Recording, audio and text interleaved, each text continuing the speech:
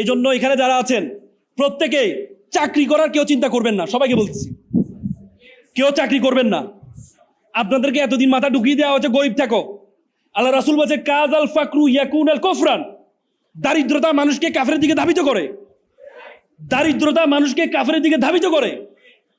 আপনি যখন আলী রাদিয়াল্লাহু তাআলা আনহু বলেছে দারিদ্রতা, এটা যদি কোনো মানুষের নাম হইতো তাহলে আমি তারা হত্যা করতাম, কারণ দারিদ্রতায় মানুষ কষ্ট পায়। আর আপনারা বলেন দুনিয়া দুনিয়া দুনিয়া দুনিয়া করো না, আখিরাত আখিরাত করো। আখিরাত করবেন, আখিরাত করবেন, কিন্তু আপনাকে দুনিয়া। আল্লাহ রাসূলের কাছে একজন সাহাবা আসছেন, ইয়া রাসূলুল্লাহ আমি চিকনা হয়ে যাচ্ছি, আমার একটা দোয়া পড়ে দেন। আল্লাহ রাসূল তারা দোয়া পড়ে দিল। এরপর সাথে ইয়া রাসূলুল্লাহ আমি তো আরো চিকন হয়ে যাচ্ছি। বলছে তুমি কি দোয়া পড়ো? ও আমি বলি রাব্বানা আতিনা ফিল আখিরাতি হাসানাতা ওয়া কিনা আযাবান নার। এই তো তুমি আখিরাতে হাসানাত, দুনিয়া হাসানাত আগে চাইতে হবে। আগে তো দুনিয়ার হাসানাত চাইতে হবে, তারপরে না আখিরাতের। আগে তো তোমার দুনিয়াতে পাঠানো হয়েছে রে ভাই, তারপরে তোমাকে আখিরাত। পৃথিবীর যত আমাদের ইসলাম ধর্মের যত বড় ইবাদত গুলো আছে, বেশিরভাগ ইবাদত কার জন্য? টাকাওয়ালাদের জন্য। হজ কার জন্য? গরিবের জন্য।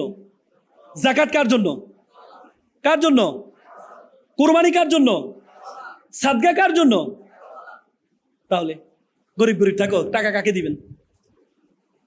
পৃথিবীতে আমি অনেক দেশে গিয়ে খ্রিস্টান দেশে, খ্রিস্টান কোনো বড় ধরনের যে তাদের প্যাগোডাগুলো আছে, কোনো প্যাগোডা টাকা দিয়ে পরিচালনা করা হয় না।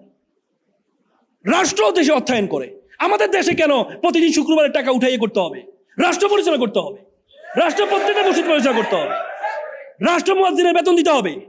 5,000 টাকা একটা রিক্সা চালক কত মাসে 50,000 টাকা ইনকাম করে, তাহলে একজন মুয়াজ্জিন সারাদিন 24 ঘন্টা সে ডিউটিতে মুসলমানে এই মসজিদে, তাকে কেন মাত্র 5,000 থেকে 7,000 টাকা বেতন দেওয়া হবে? এটা আমাদের ধর্মকে অপমান করা হয়, এটা আমাদের ধর্মকে অপমান করা হয়। আজকে এই আলেমদেরকে যারা মসজিদের ইমাম, তাদেরকে একটা প্রাইমারি স্কুলের টিচারের যেমন বেতন হবে, তার চেয়ে ডাবল বেতন কাকে দিতে হবে? মসজিদের ইমাম এবং মাদ্রাসা শিক্ষকদেরকে দিতে হবে, কারণ তারাই আমাদের দেশকে তৈরি করার জন্য। আপনি দেখেন বাংলাদেশে 5 বার দুর্নীতি চ্যাম্পিয়ন হয়েছে। কয়বার? 5 বার। যতজন দুর্নীতি করেছে তার মধ্যে কয়জন দেখবেন আপনার মাদ্রাসা ছাত্র? কয়জন পাবেন? বাংলাদেশ মাদকাসক্ত অ্যালার্মিং হয়ে দাঁড়িয়েছে, কয়জন মাদ্রাসা ছাত্র মাদক গ্রহণ করে? তার মানে বাংলাদেশকে সুন্দর করার জন্য তারা করে। আর আপনি সকল ফলাফল দেন কাকে? যাদের কোনো নৈতিকতা নাই, যাদেরকে টাকা দিবেন 100 টাকা, 99 টাকা খাই ফেলে, তাদেরকে আপনি দেশ তৈরি করার জন্য দেন। এই জন্য আপনাদেরকে প্রত্যেকে এক একজন, আপনি দেখেন আশারে মুবাশশারা যে 10 জন যারা জান্নাতের সুসংবাদ পেয়েছে, তাদের 8 জনই ব্যবসায়ী ছিলেন। কয়জন? আজকে জুবাইর ভাই উনি যদি চাকরি করতেন, হয়তো একটা কলেজের টিচার হইতেন বা বিশ্ববিদ্যালয়ের টিচার হইতেন, কিন্তু তার অধীনে কতজন এখন চাকরি করে? কতজন? 100, 200, সামনে 1000 জন চাকরি করবে। এরকম উদ্যোক্তা তৈরি হতে হবে, এরকম উদ্যোক্তা তৈরি হতে হবে। আল্লাহর রাসূল খাদিজা, আল্লাহ তাআলা আল্লাহ রাসূলকে যত সিদ্ধান্ত, সব সিদ্ধান্ত আল্লাহর পক্ষ থেকে আসছে না? খাদিজাতুল কুবরা রাদিয়াল্লাহু আনহাকে কেন বিবাহ করেছেন 40 বছর বয়সে? কিসের জন্য? সেটিও আল্লাহর সিদ্ধান্তে। কারণ ইসলাম প্রচারের জন্য টাকা লাগবে, অর্থ লাগবে, অর্থ লাগবে, সেটি আমাদেরকে শিক্ষা দিয়েছে। এই জন্য আপনাদেরকে সম্পদ উপার্জন করতে হবে উইথ মোরালিটি, নৈতিকতা সহকারে। সম্পদ উপার্জন করতে গিয়ে অনৈতিক হওয়া যাবে না, মাহরুম হওয়া যাবে, মানে হওয়া যাবে না। কারণ প্রত্যেকটা ধনীদের সম্পদের মধ্যে কার হক আছে? ওয়াফিয়া মুআলিহিম লিসসাহিলিল মাহরুম, নাকি কি আছে? যারা ধনীদের সম্পদের মধ্যে কার আছে? হক আছে, গরিবের হক আছে। তো সুতরাং আমি আর কথা বলবো না, আমি আপনাদেরকে এইটাই বলবো, আপনারা সবাই এক একজন বড় বড় উদ্যোক্তা হবেন, এক একজন এক একটা আহম্মদ এডুকেশনের মতো একটা শিক্ষা প্রতিষ্ঠান দিতে পারবেন তো? পারবেন তো? ইনশাআল্লাহ আগামীর বাংলাদেশ ইসলামের বাংলাদেশ, আগামীর বাংলাদেশ মক্কা মদিনা যে শিক্ষা, রহমত সাকিনা যে শিক্ষার মধ্যে আছে, সেই শিক্ষার বাংলাদেশ। সকলে ভালো থাকবেন, সুস্থ থাকবেন। আসসালামু আলাইকুম।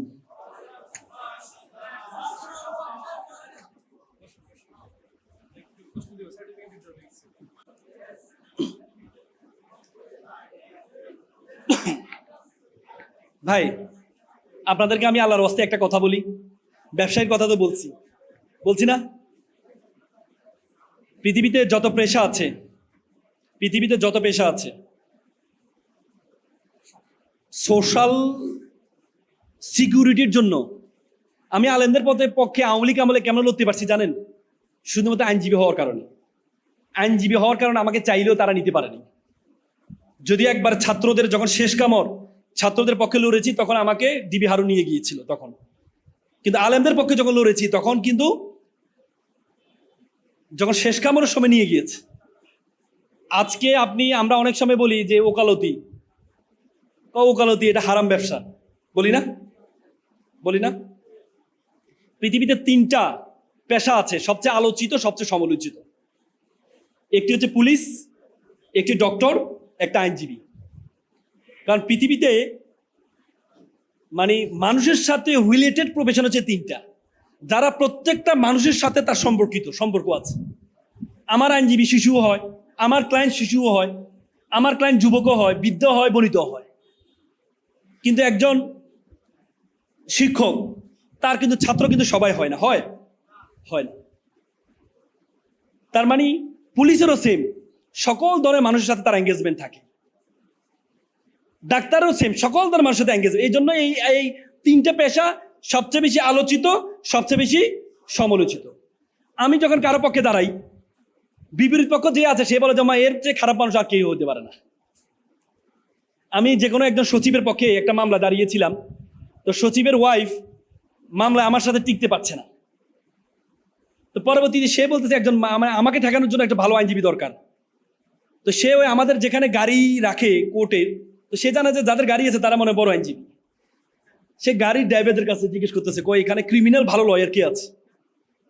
তো আমার ড্রাইভারকে বলছে ওই ড্রাইভার ওই স্যার হচ্ছে ভালো ক্রিমিনাল, উনি ভালো ক্রিমিনাল এই মামলা করে। তা আমার ড্রাইভারের কাছে আসি বলতেছে আপনার স্যার আমার একটা মামলা আছে, আপনার স্যার আমার মামলাটা লড়বি কিনা, আপনার স্যারের কার্ডটা দেন তো। কার্ডটা দেখেন, হুমাই তো সবচেয়ে খারাপ আইনজীবী ওরে, মানে আমি হচ্ছে তার বিপক্ষে।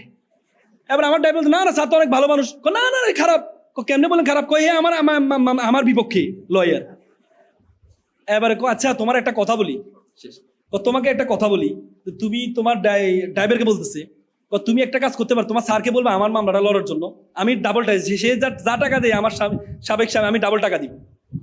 তখন বলতে ঠিক আছে আপনি ফোন দেন স্যারকে। তো পরে সে আমাকে ফোন দিল। ফোন দেওয়ার পর আমার বলতেছে আমি পরিচয় দিব না, আমি বলবো আপনি আমার যে কোনো একটা মামলা, আমার বিপরীত পক্ষ লয়ার, আপনি আমার মামলাটা চালাবেন, আমি আপনাকে ডাবল টাকা দিব। আমি তো গলা শুনেই বুঝে গেছি এটা কে। আমি বললাম দেখেন আমি ন্যায়ের পক্ষে আছি, আমি মিথ্যার পক্ষে নাই। আপনি কে আমি জানি, আমি আপনার মামলা লড়তে পারবো না। এটা বলার উদ্দেশ্য হচ্ছে আপনি যখন কারো পক্ষে যাবেন, বিপরীত পক্ষ, ধরেন আপনি একটা আসামি ধরতে গেলেন পুলিশ, তখন ওই আসামির পরিবার মনে করেন এই পুলিশের মতো খারাপ কি আর কেউ আছে? মনে করে না? হ্যাঁ, অথচ তার স্বামী আসামি, তারপরেও সে মনে করে পুলিশ হচ্ছে সবচেয়ে খারাপ। আবার অন্যরা যারা ভিকটিম তারা মনে করছে না পুলিশ ভালো।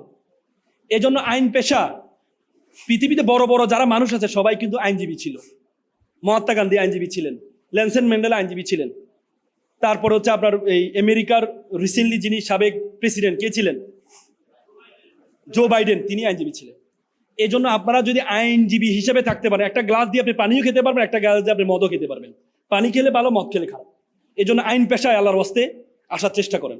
আপনারা যদি আসতে পারেন, মানুষ সবচেয়ে বেশি অসহায় হয় হসপিটালে গেলে এবং কোর্টে গেলে। আপনি মানুষের খেদমত করতে পারবেন।